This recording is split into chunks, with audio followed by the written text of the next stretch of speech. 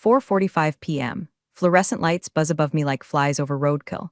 I'm sitting in a room that smells like printer toner and stale ambition. Across the table, Dave, my boss of 11 thankless years, is blinking like someone told him gravity got cancelled. To his left sits Kelly from HR, clutching a manila folder like it's a newborn she's not quite sure she wants to keep. Janet, Dave begins, clearing his throat the way people do when they're about to ruin your life but don't want to feel guilty about it. We've been evaluating departmental efficiency metrics, and you're optimizing synergy. Got it.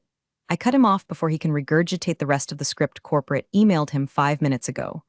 I can already see the bullet points burned into his eyes. Streamlining, cost efficiency, restructure. No one says we're screwing you because a spreadsheet told us to, but that's what it is.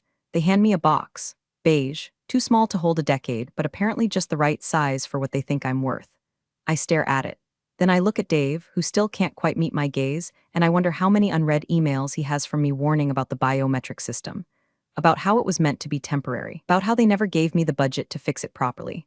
I stand slowly.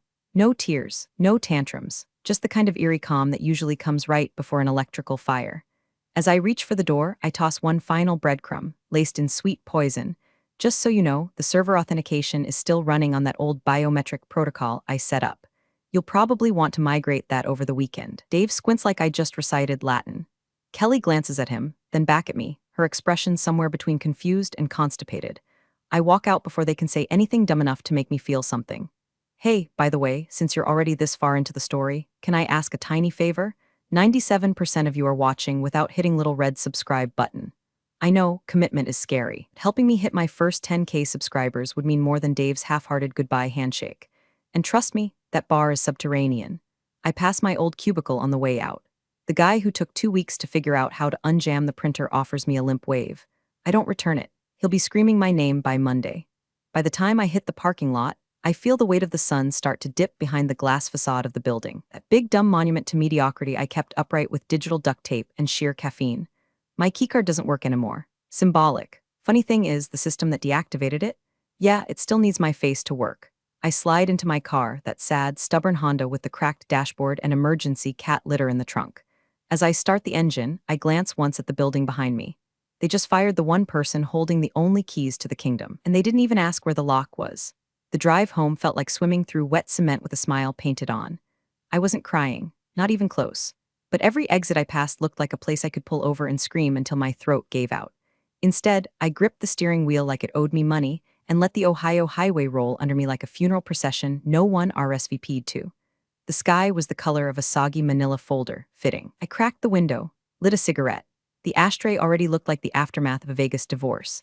I took a drag deep enough to make my lungs file a formal complaint and exhaled slowly, watching the smoke swirl like all the respect I never got from that office. You know what's funny? No one ever sees IT, not really. We're the ghosts in the server room, summoned only when Outlook stops sending or someone fat fingers their password too many times. I was the woman they called when their fonts looked weird, when they downloaded a virus clicking some fake Amazon gift card ad, when Dave's laptop started sounding like it's breathing. That one turned out to be a mouse living in the fan. True story. And through all of it, I stayed. 10 years. 10 years of fixing problems before they even knew they had them.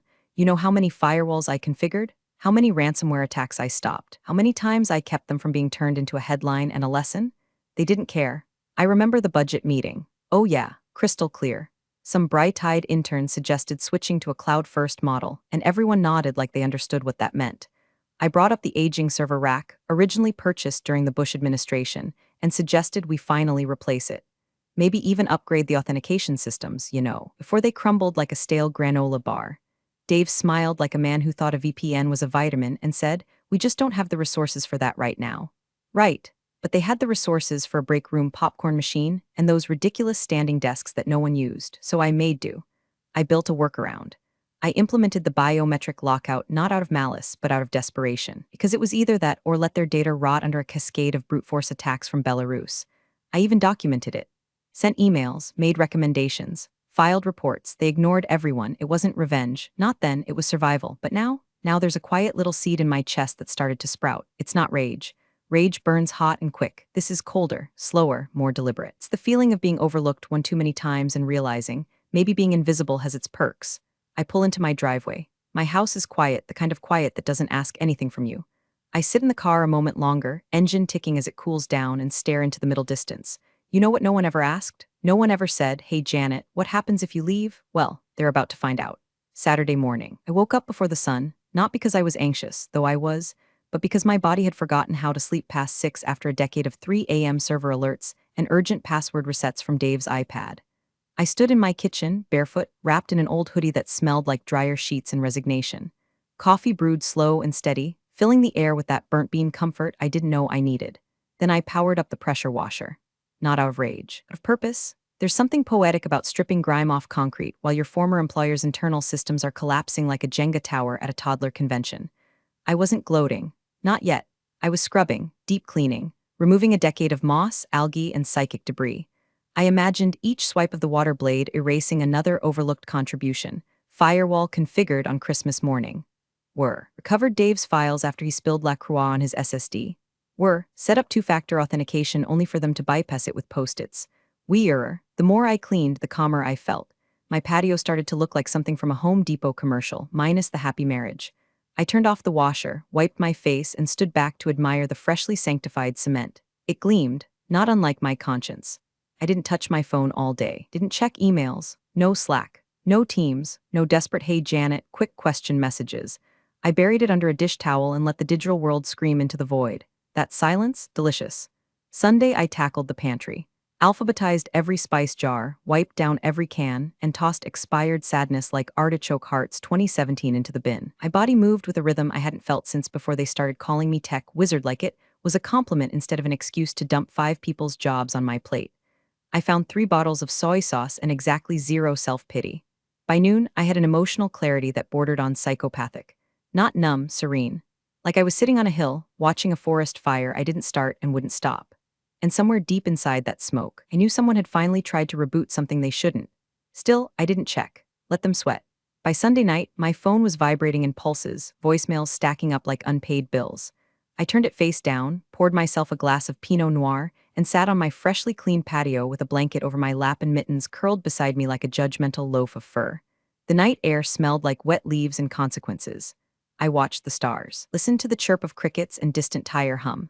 The world kept turning, utterly unaware that somewhere in an office park across town, a dozen grown adults were screaming at their monitors like angry toddlers at a vending machine. Revenge? No, I didn't lift a finger. That's the beauty of it. When you've been the silent backbone of a digital kingdom for 10 years, all you have to do is stop. And then wait. Let them try to fix it without the ghost. Monday morning arrives without fanfare. No alarms, no corporate pings, just the low gurgle of my coffee maker and the soft creak of an aging house that's finally exhaling with me. I wrap both hands around my mug like it's a sacred relic and step out onto the patio that now glistens like a polished headstone. My throne, my altar, my holy ground of quiet revenge. The sky is that buttery soft gray Ohio does so well, muted heavy, promising rain or redemption. I sit in my patio chair, blanket across my knees, mittens at my feet like a tiny, disinterested sphinx. Somewhere down the street, a garbage truck lets out a mechanical groan. The world is waking up, but not their world. Their world is already screaming, and I won't even look. I sip slowly, like each drop of coffee is a meditation. My phone sits face down on the kitchen counter inside, vibrating every few minutes like a dying cicada. I don't move, I don't twitch. I let it happen. I want it to happen. Because somewhere right now, the first poor bastard just clocked in, sat down, and hit the power button on a machine they assume is loyal. Screen flickers on, cursor blinks, then nothing, then something. I picture it, that confused little squint, the tapping of keys, the futile jiggle of the mouse. Then the reboot, the triple sigh. The call to Dave, who's probably already sweating through his company logo polo. And somewhere between the second, "Have you tried unplugging it?" and the 12th, "I don't know, it just won't let me in," real panic starts. Because this isn't a glitch. This is a haunting. The biometric lockout protocol I installed was never flashy. It didn't announce itself with sirens or skull and crossbones. It was elegant, quiet, a system of silent thresholds and checks that relied on one very simple fact. Only I could approve access.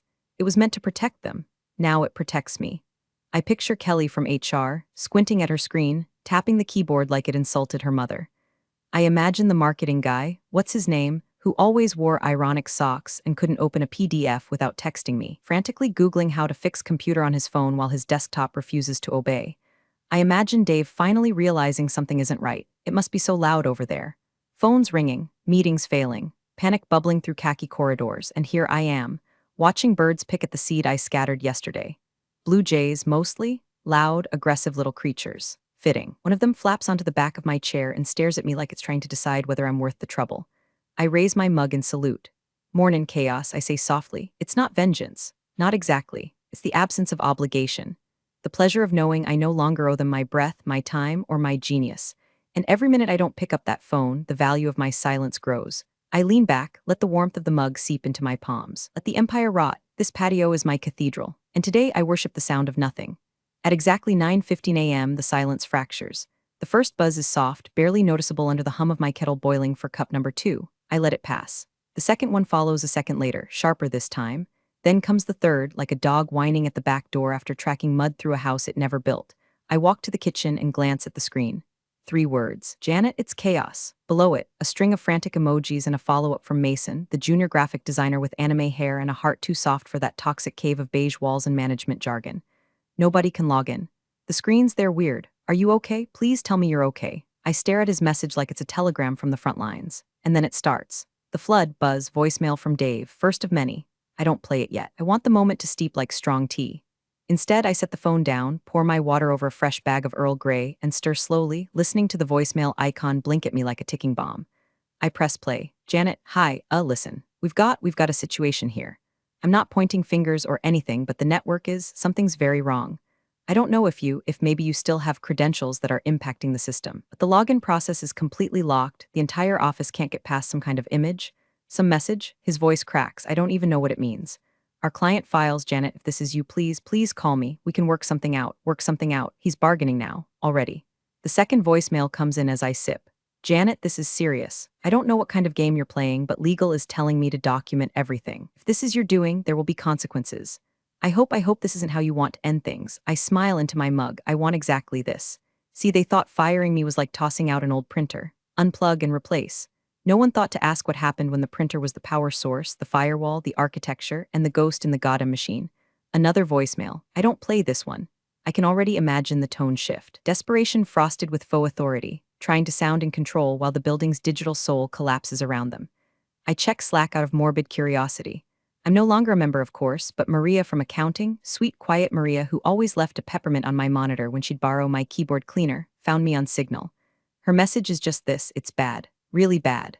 The whole place is melting down. Hope you're somewhere peaceful. And then another one. I miss you already. They were idiots. You didn't deserve this. That one punches through the armor just a bit. I stare at the message for a long time before setting the phone down again.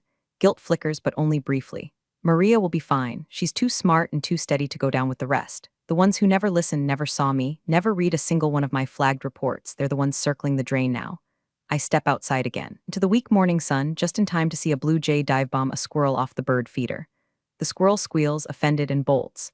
I let out a snort. There's an ecosystem to everything. IT too. When you remove the keystone species, things fall apart fast. And right now, that office is a dying forest. When I've stopped tending. It came in at 9:42 a.m., just after Dave's fourth voicemail, which I didn't bother opening because I could already hear the flop sweat soaking through his collar. But this one made me pause. Maria L., I hope you're okay. They were fools to let you go, just that. No question, no favor, no veiled panic hidden behind false cheer. Just kindness. From the one person in that office who never asked me to fix a thing, yet always brought me a slice of lemon cake on my birthday. The kind with the sugary glaze that sticks to your molars and makes you feel 7 years old again. I stared at her message like it was a relic dug from beneath the rubble of some ancient civilization, intact, impossibly, untouched by the carnage I'd engineered.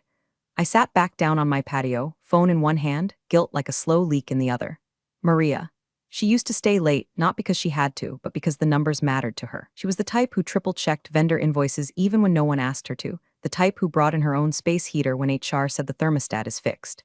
She once snuck me a latte during a quarterly budget call because she knew I hadn't eaten that day. She was never part of the rot, and yet now, she's inside the blast radius. I hadn't thought much about collateral damage. This wasn't meant to be a scorched earth campaign.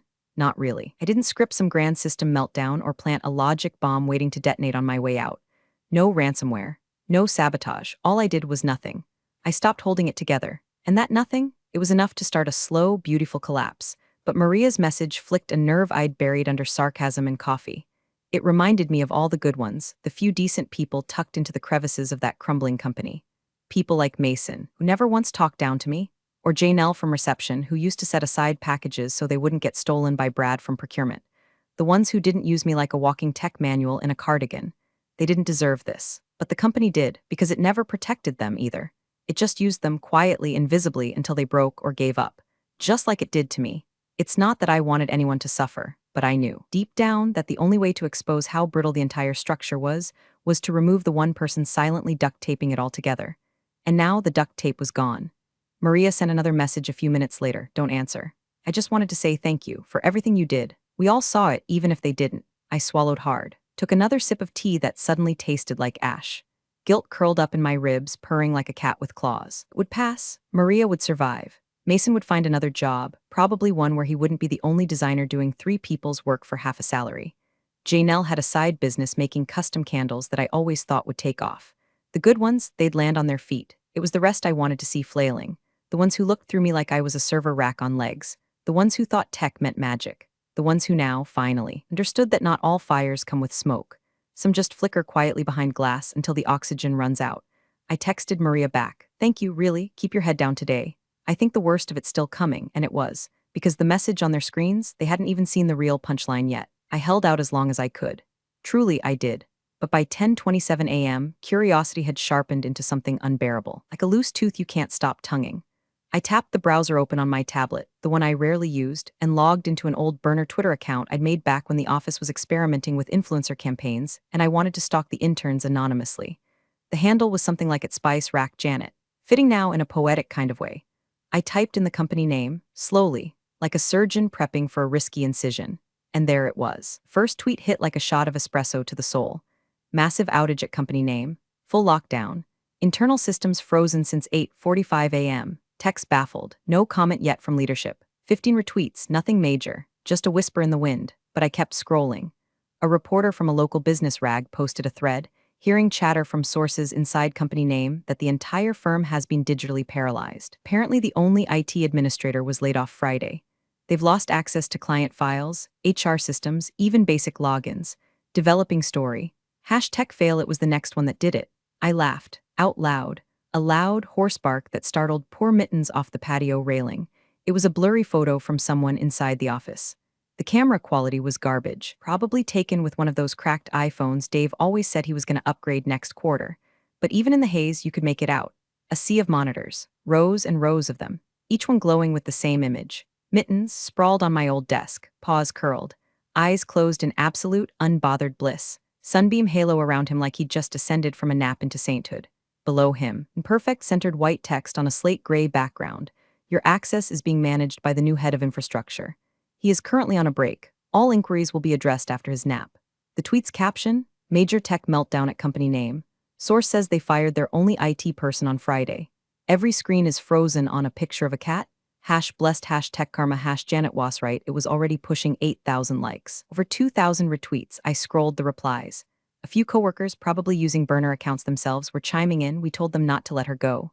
Janet was the system. She warned them, repeatedly. A reply from a stranger, this isn't sabotage, this is poetry. I couldn't argue. The public humiliation hit sweeter than I ever imagined.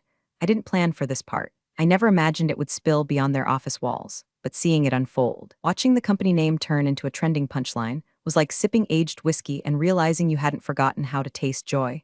I refreshed again. Local news outlets were picking it up now. Critical tech failure paralyzes local marketing firm. Sources say a rogue system is controlling all internal operations.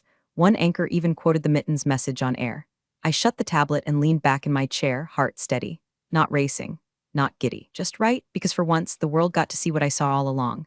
That without the quiet ones, the ghost labor, the duct tape heroes, the women who never raised their voices but kept the lights on, everything breaks. And sometimes it breaks loud. The call came in at 11:13 a.m. from a number I didn't recognize, area code local though, and I knew before I picked up it wasn't Dave. Dave's voice had already burned itself into my voicemail logs, a sad mixtape of regret and administrative breakdowns. No, this was someone higher up the food chain. The kind of voice that only leaves a corner office when forced by fire drill or public scandal. I let it ring twice. Then I answered, Janet speaking, a beat of silence. Then a voice, all bluster and bourbon breath, kicked in like it thought it was still in charge. Miss Lewis, this is Peter Grayson, CEO of company name. I believe we have an urgent issue that requires your immediate attention. His tone was the exact blend of furious landlord and used to getting his way. Probably the kind of guy who thinks saying circle back is a personality trait. I didn't respond. I let him feel the weight of that silence. He stumbled on. We've experienced a highly disruptive technical failure this morning. Been told by multiple team members that this lockout is connected to a system you previously configured, which appears to be operating independently of any current administrator access. Is that accurate? I sipped my tea, still hot, still perfect. It's not inaccurate, I said, he huffed. Let me be clear. If this situation is in any way being intentionally escalated by you, whether through deliberate inaction or otherwise, we will be forced to explore legal remedies. This has already caused significant reputational damage to our brand. Our clients are losing access, I finished for him, because the biometric protocol I installed 3 years ago, after your board denied a $9,800 infrastructure upgrade, was never replaced, despite 3 formal recommendations. All documented, all emailed, all ignored. His voice faltered. Be that as it may, you had one IT admin, I continued calmly, was managing endpoint security, data recovery, backup protocols, and internal user support for over 90 employees. You laid her off, without documentation handoff, without redundancy, without even asking what she actually did. I didn't make that decision personally, he snapped. No, I said, you just signed off on it. He switched gears like a man trying to reverse a sinking yacht. Janet, look, we clearly underestimated some things. That's obvious. But I'm willing to discuss a consulting arrangement. Just to stabilize things, a few hours of your time, we can negotiate a generous rate. The desperation was leaking through his teeth. And what happens after I fix it? I asked. You shuffle someone into the role who doesn't understand the system, slap them with 6 extra responsibilities, and forget the lesson? His voice softened. We don't want to fight you, we just need this resolved. I let out a breath through my nose. Calm, colder than ice. Peter, I said, I warned you all repeatedly. I offered solutions. I built contingency plans. You chose to ignore everyone. I'm not retaliating. I'm not hacking. I'm not doing anything. This system is automated. It's self-regulated, secure, and tied to a single access authority. When you decided to discard, a long, ragged silence stretched between us. So you can't fix it? He finally asked. Voice smaller now? I smiled. I won't. There's a difference. Another silence. I imagined him sweating in a glass-walled conference room, legal team hovering, PR consultant Googling how to spin paralyzed by cat photo. Then I ended it. You didn't value my work, I said, calm as a glacier, so I automated it. The system is now fully managed. I'm afraid I can't help you. I hung up. Then I blocked the number. The masterpiece wasn't born from malice. It was born from a quiet afternoon, a sunbeam, and a particularly photogenic loaf of fur named Mittens. I remember the moment perfectly, 3 months before the layoff when I still gave a damn. I'd come home early after a network migration that went so smooth it made me suspicious. Mittens was passed out on my desk, head tucked into his paws, tail curled like a comma. The light hit just right, so I took the shot. Loaded my DSLR, cleaned the frame, adjusted for warmth, post-processed it until every whisker glowed like it had a tiny halo. That photo wasn't just a picture, it was serenity incarnate. The opposite of every chaotic, fire drill-laced day I'd spent under those godforsaken fluorescent lights, and now it lived on every screen in that office. 57 desktops, 8 conference rooms, reception, the CEO's twin monitors, even the ancient printer kiosk someone had hacked to run Windows XP. All of them displayed the same image. Mittens, eyes closed, curled in a halo of golden light on my desk next to a sticky note that said, "You got this." Beneath him, in soft white calibri, centered with surgical precision, was the message, "Your access is being managed by the new head of infrastructure. He is currently on a break. All inquiries will be addressed after his nap. His compensation is 12 cans of salmon pâté per week. You are already in arrears." It was perfect. Not cruel, not aggressive. Just a mirror held up to their own incompetence, wrapped in digital silk and cat hair. The best part? It wasn't even a system failure. The machines were fine, the network intact, the files all there, but the interface, the face had changed. And until the new head of infrastructure was properly compensated, nobody was getting past that screen. Somewhere in the office, they were probably debating whether this constituted ransomware. It didn't. No encryption, no payload, just an image, a barrier made of fur and pure distilled disrespect. I stood in my kitchen, drained the last of my tea, and tapped my banking app. My severance, light as it was, had landed. I transferred it to savings, labeled the transaction, stupid tax refund. Then I picked up my keys, whistled for Mittens, and headed to the pet store. We were overdue for a splurge. He rode in the passenger seat like a king, surveying his new territory. I bought him a new fountain water bowl, 3 bags of pâté, and one of those ridiculous window hammocks he always seemed interested in but never committed to. When we got home, he jumped into it without hesitation. Settled in, closed his eyes. Nap mode engaged. I looked out over my patio, the same spot I'd watched the chaos unfold from, and let out a long, slow breath. Not peace exactly, not forgiveness, but closure. The bridges weren't just burned. The riverbed was salted.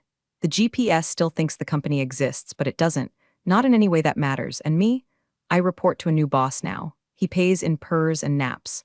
And unlike the last guy, he never underestimates me. Big thanks for watching, you sneaky seniors. Subscribe to keep the coffee pot brewing revenge. Your ex-colleagues won't know what hit him.